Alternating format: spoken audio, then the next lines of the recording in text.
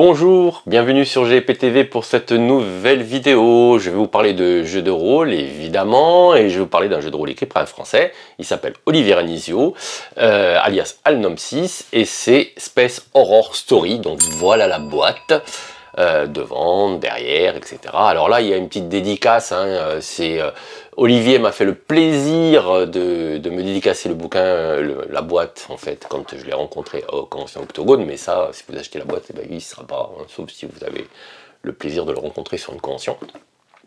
Alors, donc, qu'est-ce que c'est? Alors, Space Horror Story, bon, déjà, vous avez compris au titre que il y a l'espace, il y a de l'horreur, il y a de l'histoire. Bon, en fait, Olivier a voulu mettre en jeu une version cinématographique d'une séance de jeu de rôle horrifique, en huis clos.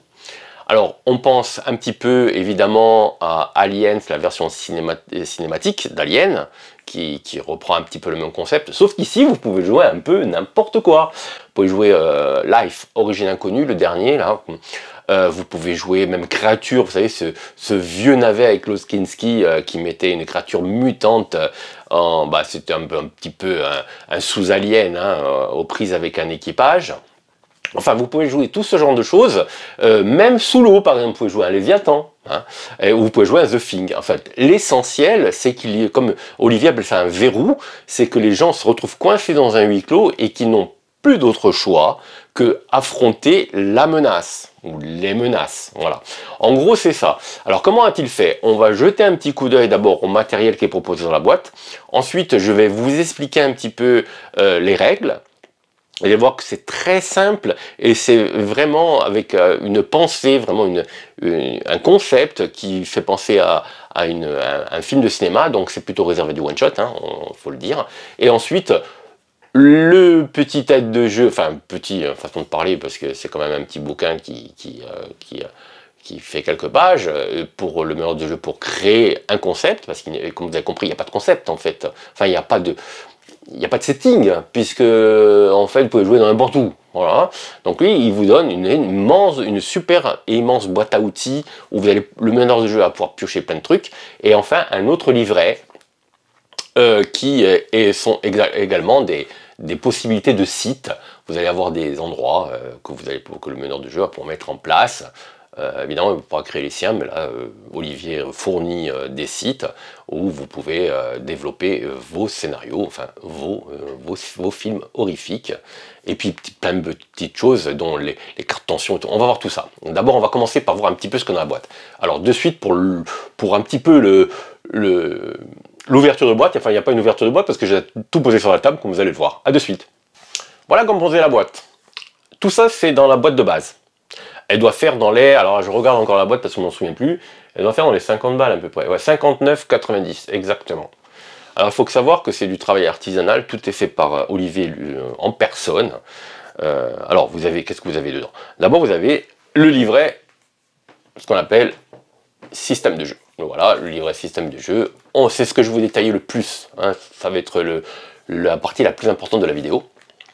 Vous avez un deuxième livret, qui est le livret réalisateur.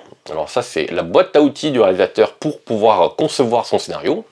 Là aussi, c'est sur fond noir, l'autre c'est sur fond blanc. Voilà. Alors c'est du papier glacé, c'est de la qualité, hein. Franchement c'est du super taf. Et enfin, vous avez livret de technologie ici, parce qu'évidemment, comme vous jouez dans aucun setting, il a bien fallu qu'il vous donne quelques petites indications en fonction des settings, donc on va jeter un petit coup d'œil. Alors les deux deuxièmes livrets, je vais passer très vite avec quelques exemples, pour pas trop spoiler quand même, parce qu'il y a pas mal d'indications les joueurs peuvent peut-être un petit peu à un moment donné, s'ils ont envie de regarder la vidéo, se dire ah merde, voilà, bon bref, vaut mieux pas. Ensuite, qu'est-ce qu'il y a dedans? Vous avez voilà, vous avez ici des cartes que vont utiliser les joueurs et le meneur de jeu conjointement pour poser un décor, une histoire et une intrigue. On va voir ça. Donc vous avez ici, vous allez pouvoir positionner les personnages de l'intrigue. Vous avez l'introduction possible. Les joueurs, en accord avec le meneur de jeu, vont choisir leur introduction. Et même la scène d'exposition, c'est-à-dire, on va voir ça, c'est le moment où démarre le film, en gros, voilà. Donc vous voyez qu'ici, déjà, dans la boîte, avant que je vous parle d'une autre boîte qui est sortie il n'y a pas longtemps, il y en a déjà 5. Hein. et 5, et à chaque fois vous avez des introductions différentes, hein, évidemment. Hein. Donc ça multiplie un petit peu 5, enfin 5, 10, puisque vous avez le recto, hein, verso. Hein, voilà. Et ça multiplie en gros les possibilités de scénario. Ça c'est surtout pour le joueur, aussi à la création. Vous avez un système de création ici assez simple, vous allez voir, on va détailler ça. Les expertises complémentaires, c'est pareil, c'est pour aider à créer le personnage. Les équipements, vous avez tout en 2 petits feuillets. Les fiches de personnages sont recto verso. Alors là, elles ne sont pas glacées, c'est des fiches personnages faciles à écrire. Vous voyez qu'ici, bon, on va y revenir, recto verso. Des fiches protagonistes, vous avez à la fois les figurants et les personnages des joueurs. Les cartes d'exposition. Alors tout ça, vous allez comprendre hein, quand je vais développer. Hein. Les cartes d'exposition, ici, voilà, avec un secret et des dialogues. Les cartes tension, je ne vous ai pas montré, mais derrière, vous avez le contexte et l'effet. Alors là, vous ne comprenez pas grand-chose, mais vous allez voir que c'est super simple. Hein. Des dés fudge, plus, moins, qui vont servir au bonus et au malus. Voilà. Là aussi, vous comprenez ce que je dis, c'est normal. Les dés 8, c'est les dés normaux, disons-nous, quand on fait une action. Et les dés 10, c'est les dés que vous allez lancer. Alors vous voyez qu'à chaque fois, il y en a 3. Hein. On lance jamais des dés en plus, sauf les dés bonus et les dés malus. Et le meneur de jeu ne lance pas de dés, c'est toujours le joueur. Donc ici, vous avez des 10 qui servent si le personnage qui va intervenir a une expertise dans le domaine dans lequel il veut agir. Et enfin, vous avez un joli écran, voilà. Et là, je vous le montre en haut, paf, perso, un chouette écran, 80 dur, toujours petit format. Voilà. Là, on a fait le tour de ce qu'il y a dans la boîte. Maintenant, on va commencer à détailler, et je vais commencer par, évidemment, celui-là, le système de jeu.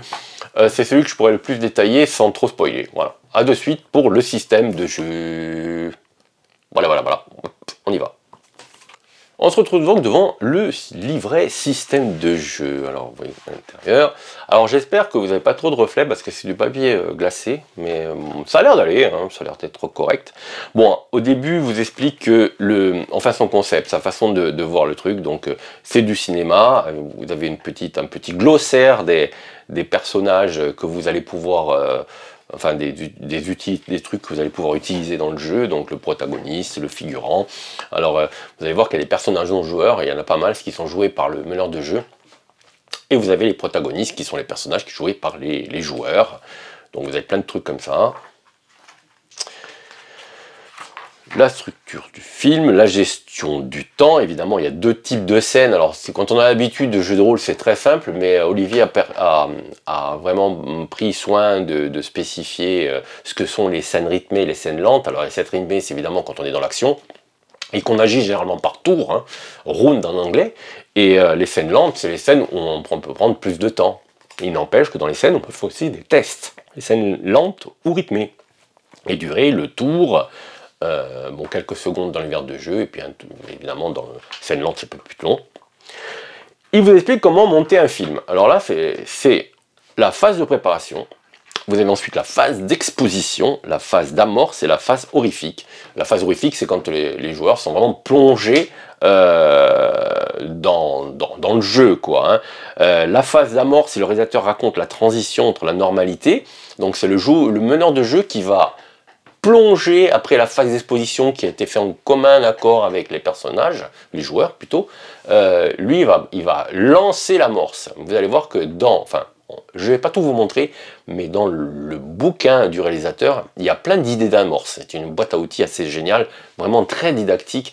On peut trouver très rapidement tout ce qu'on fait, on peut mélanger plein de trucs. Bon bref, là je pars un petit peu dans l'autre bouquin, mais la phase d'amorce, si vous ne voyez pas vraiment ce que ça veut dire vraiment, c'est le moment où, après la phase d'exposition, il se passe quelque chose, et les joueurs vont devoir réagir. Voilà, en gros c'est ça.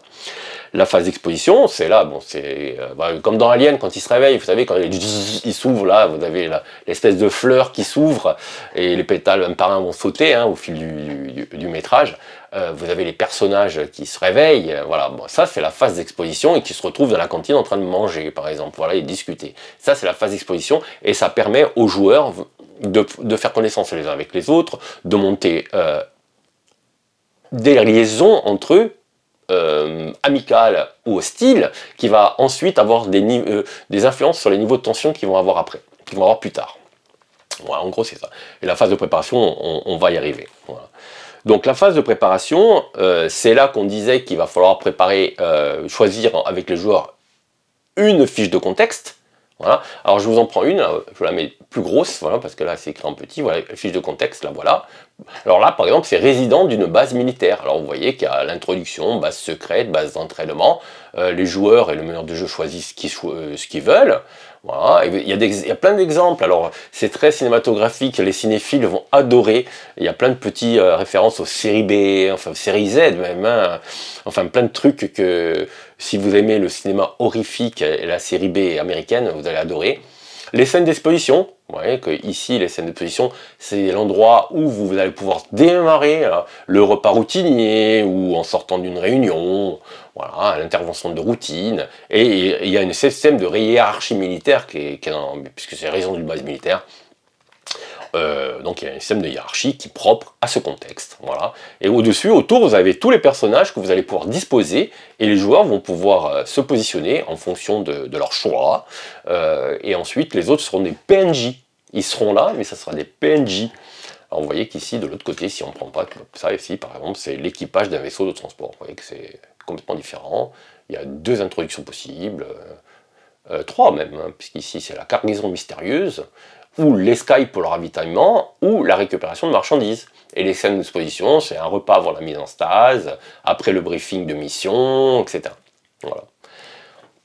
Alors vous voyez qu'il nous mâche le travail, monsieur Olivier Ranizio, mais en même temps, ça permet aussi de faire vraiment, de partir vraiment, il y a beaucoup de choix déjà dans la boîte de base, en sachant qu'il y a une autre boîte qui est sortie depuis, je vous en parlerai un petit peu à la fin, je ne vous la détaillerai pas, ce sera le sujet d'une autre vidéo, mais là vous voyez vraiment qu'il y a beaucoup de possibilités déjà. Alors vous voyez qu'ici ils ont positionné les personnages, alors il y a les personnages non joueurs et les personnages joueurs.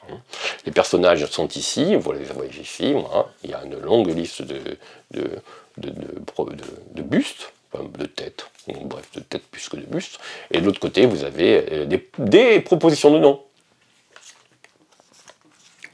Voilà, vous avez plein de propositions de noms, vous pouvez choisir le nom que vous voulez.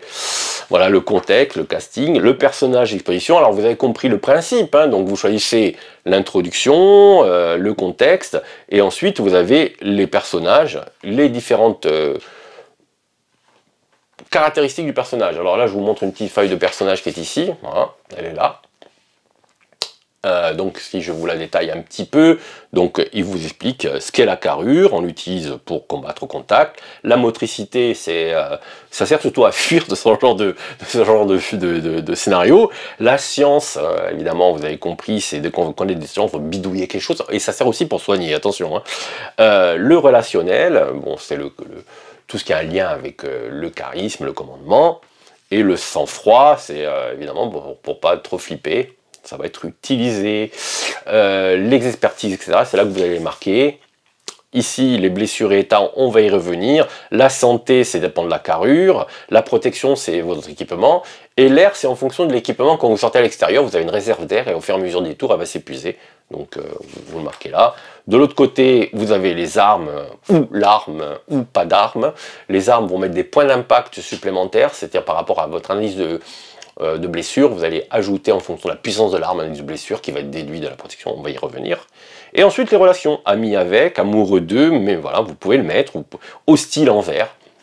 Alors, il est quand même assez intéressant de marquer ça, parce que ça sert aussi dans la dramatisation du scénario, c'est-à-dire que les personnages, il faut quand même qu'ils aient quelques attaches.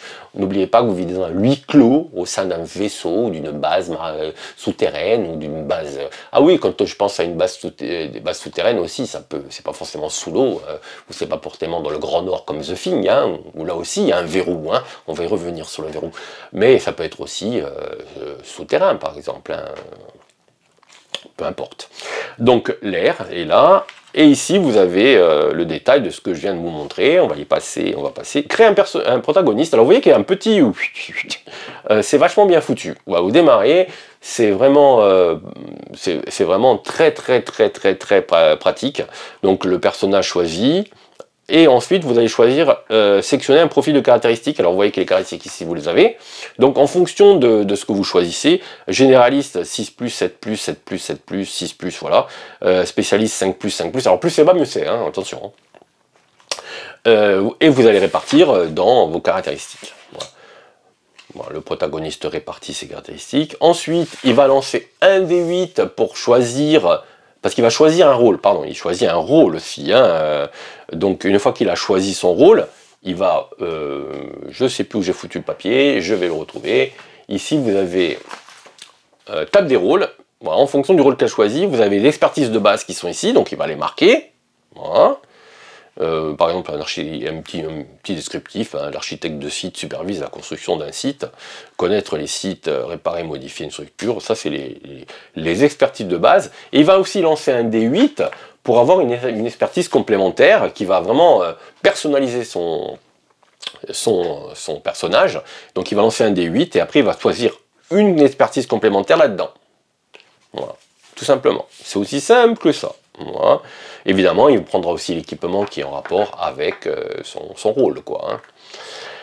Les cartes portraits, il va choisir une carte portrait, la placer sur, évidemment, ici, vous avez technicien, contre-ascension, donc il va se positionner en fonction du rôle qu'il a choisi dessus.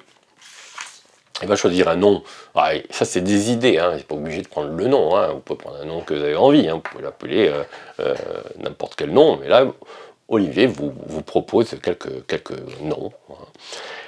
Les cartes exposition, c'est là qu'on parle, on choisit, il y a deux types de contenu. Alors les cartes exposition sont là, il va piocher, pardon, voilà, il va mélanger, il va piocher des cartes exposition. Alors les cartes exposition, vous voyez qu'ici, il y a secret et les dialogues. Alors le secret, il va en choisir un dans les trois et il va le donner au meneur de jeu. À un moment où, dans la partie, il va pouvoir révéler son secret, ça va amener des éléments narratifs et de l'attention aussi.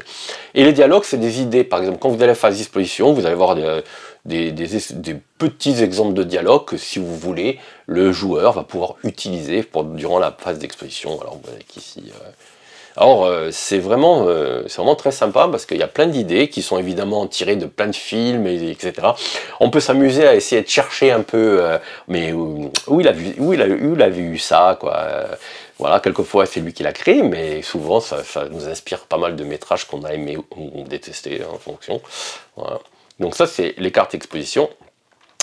Et vous voyez que les dialogues, ils vous expliquent un peu tout ça. L'introduction, la scène d'exposition. Alors là, c'est le meneur de jeu qui met en place. Et les joueurs, alors il est conseillé que les joueurs utilisent des phrases de dialogue de la scène d'exposition.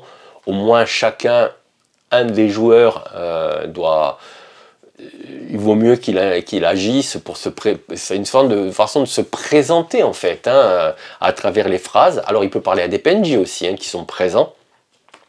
Bref, ça met une ambiance. Voilà, ça met vraiment une ambiance. Rien n'est obligatoire, mais ça amène énormément de choses. Et c'est dommage de ne pas en profiter parce que c'est vraiment un des petits éléments du jeu qui m'ont beaucoup plu, quoi. Voilà, donc on va passer à l'exposition secondaire. Comment résoudre une action? Alors là, c'est vraiment pas compliqué du tout. Quand vous devez résoudre une action, vous allez lancer 3 dés. Alors, en fonction, comme je vous l'ai dit, vous avez les D8, les D8 et les D10. Quand vous résoudrez une action normale, donc vous n'avez aucune expertise, vous allez lancer 3 D8. Quand vous avez l'expertise qui correspond à l'action que vous allez faire, vous allez lancer 3 D10. Le but est de faire un score supérieur ou égal à votre caractéristique. C'est-à-dire, si vous voulez faire un truc, lever un poids, par exemple, vous devez utiliser, par exemple, la carrure. Donc ici, par exemple, si j'ai 5+ en carrure, tout ce qui est 5+, soit une réussite. En fonction de la difficulté, il faut faire un certain nombre de réussites. Et c'est vraiment pas compliqué. Maintenant, il y a les bonus et les malus. Et là, on prend les defudge. Voilà, les defudge, c'est ça, vous voyez qu'il y a des plus, des moins et des rien du tout. Si vous avez un malus, par exemple d'un ou deux, en fonction des situations, vous lancez les dés, si c'est des malus, les moins comptent comme des réussites en moins. Si vous avez des bonus, les plus, bah, ça tombe bien, pour l'exemple, je réussis. Les plus comptent des réussites en plus, donc ça vous augmente les chances de réussir l'action. Voilà, vous voyez qu'ici il y en a pas mal, donc ça peut s'accumuler, il peut en avoir pas mal.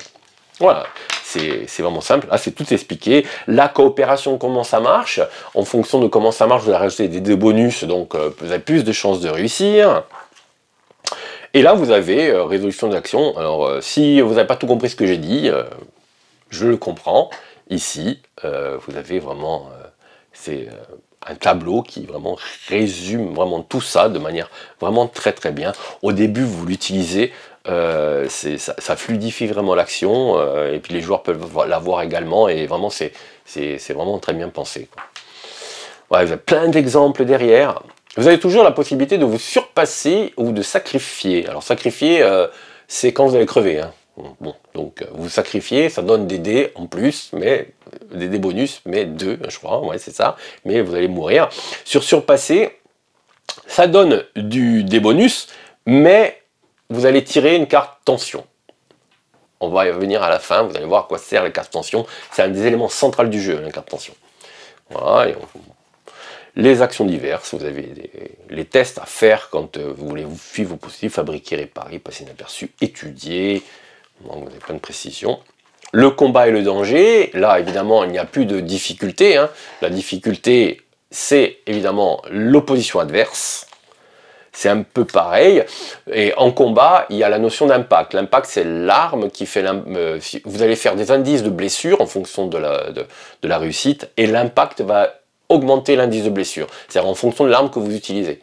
Donc vous allez avoir des bonus qui sont en fonction de votre équipement. Si vous êtes armé, vous allez avoir des bonus en plus. Tout est résumé ici, hein. Je crois que je fais juste un peu plus loin. Les bonus de contexte, etc. Tout est vraiment très très simple, hein. C'est facile à comprendre, hein.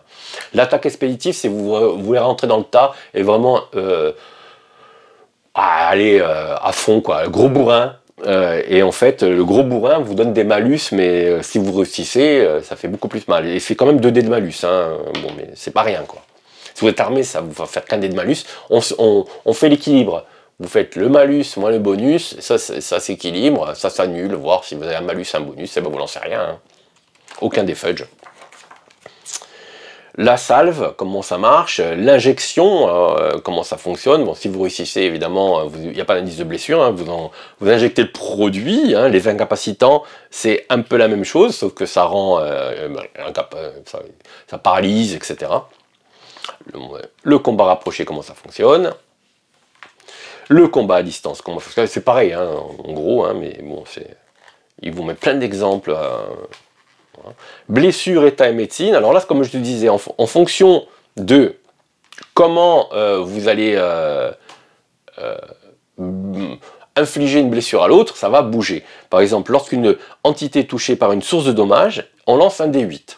Donc vous allez lancer un D8, quand même un peu d'aléatoire, hein. Vous lancez un D8 et vous regardez sur la table. En fonction du dé que vous allez obtenir, en fonction de comment vous allez obtenir, ça va vous donner un effet sur la table de blessure. Par exemple, de 1 à 3, malus de 1, bon, en fait il est à peine effleuré. Mais par exemple, on va aller aux dégâts. Un NB6, il prend 1 point de dégâts. Vous voyez que les points de vie vont diminuer. 1 point de dégâts, mais il y a aussi un malus de membre 1, c'est-à-dire qu'il va tout le temps jouer tant qu'il n'est pas soigné avec un des fudge négatifs. Et membre lacéré, vous avez petit exemple. En combustion corrosion, vous avez des trucs. Et vous avez aussi l'IG. Alors l'IG, c'est pour le soin. Vous allez voir que en fonction des soins, c'est plus difficile, plus léger est élevé, plus c'est compliqué. Et là, vous avez NT, ça veut dire que la personne va devoir poster une carte tension. Parce qu'elle est blessée, évidemment, elle va commencer à flipper un peu. L'impact va faire augmenter. En fonction de l'arme que vous utilisez, ça va faire augmenter et la protection va faire diminuer. Vous voyez que c'est super simple. Voilà, impact et protection, incapacité, tout ce que je vous disais. La mort, eh ben, c'est quand vous n'avez plus rien, ou alors, quand d'un coup, c'est comme un peu comme le critique, vous êtes ici à 12+, mort, hein. Voilà. Alors, vous voyez que c'est du gore, quand même, tête broyée, torse coupé en deux, colonne vertébrale arrachée, corps écartelé, éviscération complète, corps complètement calciné, bon bref. Vous avez le choix. Les réalisateurs vont pas s'éclater. Les états, pardon, en fonction des situations, l'hypoxie, l'hypothermie, la déshydratation, les autres risques, le feu, le vide spatial, en fonction évidemment, vous avez une réserve d'air, comme je disais, quand elle va s'épuiser, vous allez commencer à tomber en hypoxie. Et la médecine, alors là vous avez, comme je vous le disais ici, je reviens un petit peu en arrière, un IG qui est ici, voilà, et c'est le nombre de réussites, que la difficulté que devra affronter la personne qui va se soigner avec science.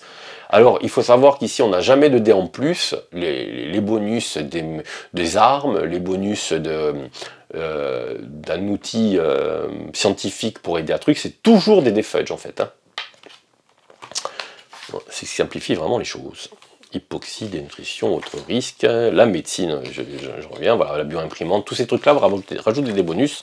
Vous avez des tableaux partout hein, d'équipements hein, qui permettent. Et enfin, on atteint la psychologie. Et là, on parle des cartes tension, qui sont ici. Au fil du jeu, en fonction de ce qui se passe, première apparition monstrueuse, les joueurs vont piocher des cartes tension. S'ils arrivent à avoir plus de 7 cartes tension, ils peuvent crever. Non pas crever de mort physique, mais d'écroulement, d'effondrement, pardon.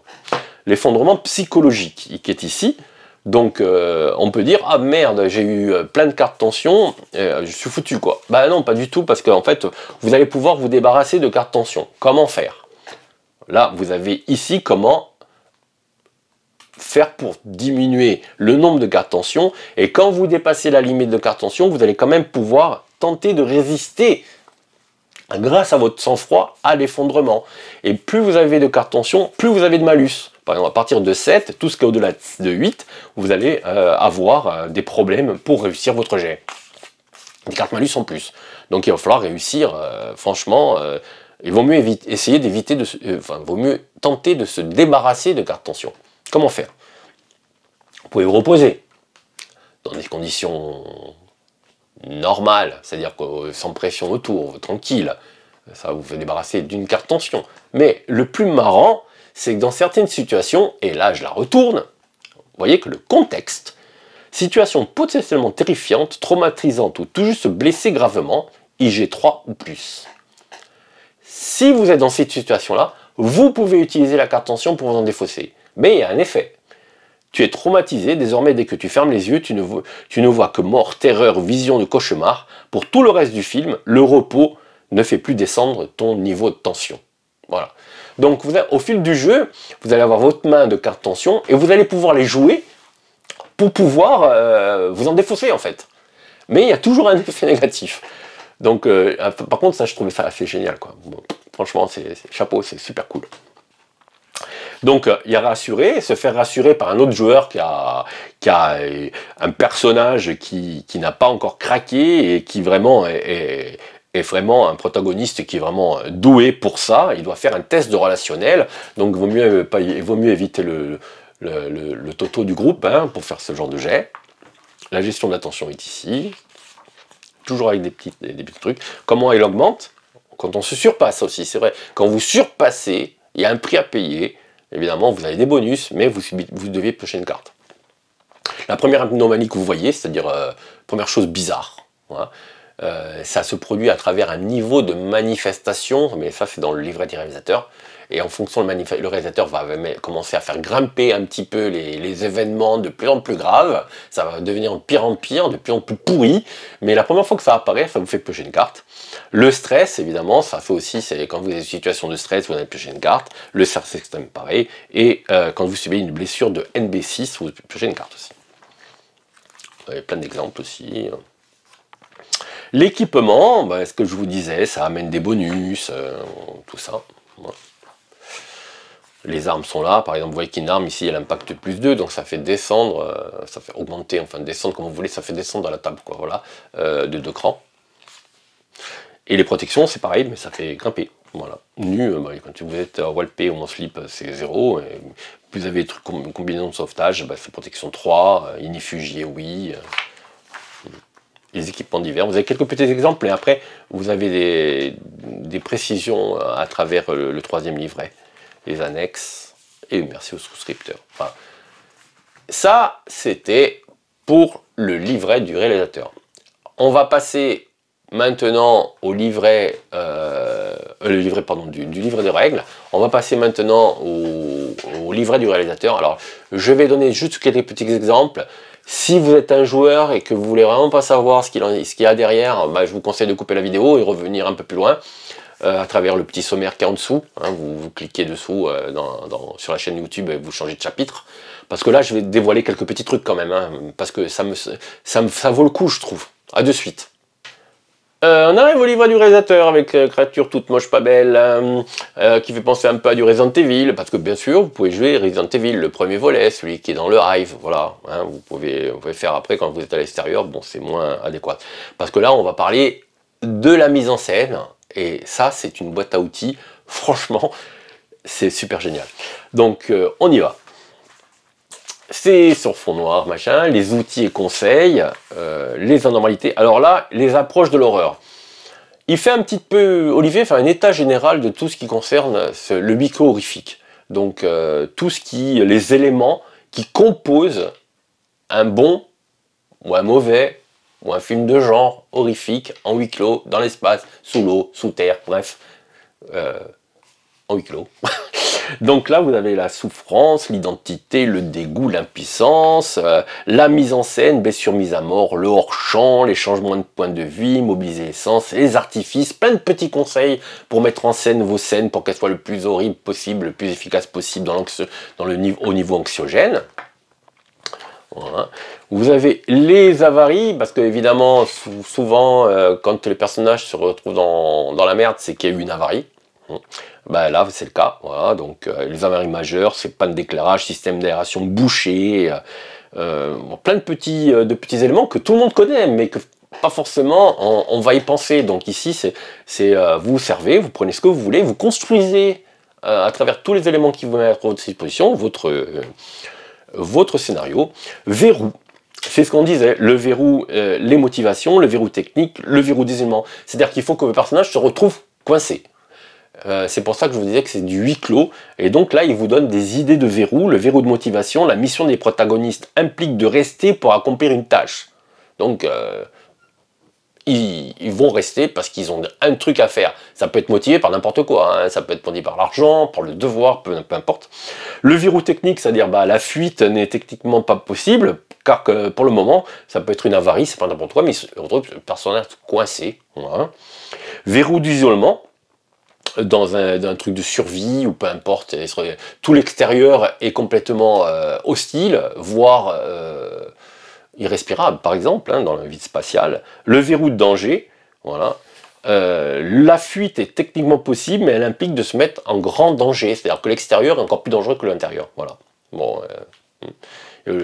j'ai oublié le nom du film où il se retrouve coincé dans un bunker avec l'acteur qui jouait dans Robocop, les plus anciens connaîtront, et en fait tout autour il y a des créatures métalliques qui sont dans le sable, et eux ils sont tout coincés à l'intérieur, et finalement l'extérieur est encore plus dangereux que l'intérieur, et l'intérieur est vraiment aussi dangereux. Donc vous voyez que c'est planète je sais plus trop quoi, enfin bref, j'ai oublié le nom, mais bon, certains s'en souviennent sûrement.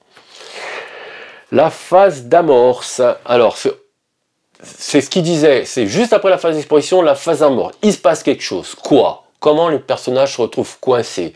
Fuite de la station, retour d'expédition, vaisseau inconnu, quotidien qui dérape, le vaisseau fantôme, un retour de sang, plein de petits éléments qui vont déclencher quelque chose. Amorcer quelque chose. Incident lors d'un trajet, anomalie en espace profond, refuge d'urgence, arrivée sur un site désert, incident pendant la stase, rencontre avec une épave, Space Hulk par exemple, signal de détresse. Il y a aussi le vaisseau, vous vous rappelez cet épisode terrifiant, alors j'en discutais souvent avec des anciens, de Cosmos 1999, où il y a un truc qui flotte dans l'espace, il rentre à l'intérieur du vaisseau, et il y a une espèce de créature, une espèce de four crématoire où il sort une créature toute cramée et tout, enfin bref, ça m'avait traumatisé enfant, et je crois que je suis pas le seul, c'est un des épisodes les plus terrifiants de Cosmos 1999. Signal de détresse, message d'origine inconnue, là c'est Alien par exemple, bip bip bip, Mother détecte un message, les incidents graves. Vous avez un niveau d'accident, table d'incident grave, parce que bon, il faut bien qu'il se passe quelque chose pour que les personnages se retrouvent dans la mouise. Et les menaces. il y a des niveaux de menaces, ça c'est vraiment pensé, c'est-à-dire que ça s'appelle les avatars. Les avatars vont commencer par exemple dans un siminoïde, par exemple, si vous vous souvenez bien, au début la personne, elle est tout à fait normale et petit à petit elle part en live, un petit peu comme dans Léviathan, et en fait ça pour finalement se transformer en la créature. Ici c'est un petit peu la même chose, c'est-à-dire qu'il y a des niveaux d'avatars qui sont plus ou moins puissants au fur et à mesure que le scénario avance. Au début ils sont, à la limite on peut lutter contre eux, à la fin c'est advienne que pourra, sauf qui peut. Et le niveau de manifestation qui va augmenter, 1, 2, 3, 4. Et au fur et à mesure des manifestations, au début, c'est pas grand-chose. Une couche de samples, il vous donne plein de petits exemples, une odeur étrange.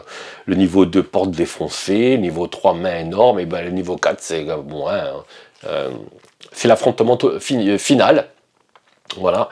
Ça, c'est vraiment pour aider le meneur du jeu. Attention, vous pouvez construire un peu ça comme vous voulez, mais c'est vraiment comment Olivier conçoit le scénario, qui est vraiment le scénario de base de la bonne série B américaine horrifique, et que vous retrouvez ici. Les origines des incidents, récits de laboratoire, plein d'exemples, comme accident de laboratoire, le rituel, contamination... et chaque avatar a un rang. Comment ça se fait? Dans le rang, c'est un des traits, et c'est la difficulté. Par exemple, rang 4, discrétion 5 et course 3, il donne un exemple. Si un protagoniste essaye de se battre avec lui, de le viser avec une arme, la difficulté est de 4. Voilà, ce qui est égal au rang. Par contre, si le protagoniste essaye de le repérer dans l'ombre, la difficulté est de 5, parce qu'il a 5 de discrétion. Voilà. Et si le protagoniste essaie de partir en courant, voilà, la difficulté est de 3, parce qu'il a 3 de course. Voilà. Santé et protection, évidemment, les avatars aussi ont de la santé, on peut les tuer, l'impact, bon. Voilà. Et là, vous avez des exemples de menaces. Le mutant brutal, à la Resident Evil, ou à la Doom. Doom aussi, c'est un huis clos. Voilà, vous allez comment s'en débarrasser. Le profil technique en fonction, vous voyez les 3 formes d'avatar qui sont là. Voilà. L'étude, c'est plein de petits détails. Bon, voilà. Le passage infernal, allez, on est dans les 20 horizons là, un peu, non. Le site a l'air désert, niveau 2. Là, vous avez les manifestations, les 4 niveaux de manifestation. Voilà, les créations de serviteurs, les profils techniques en fonction de trucs. Alors quelquefois il y a moins de niveaux d'avatar. Les dégénérés, voilà. Créatures mutantes avec l'alpha, l'adulte et l'enfant par exemple. Agglutinat de chair, un petit peu à la Lovecraft.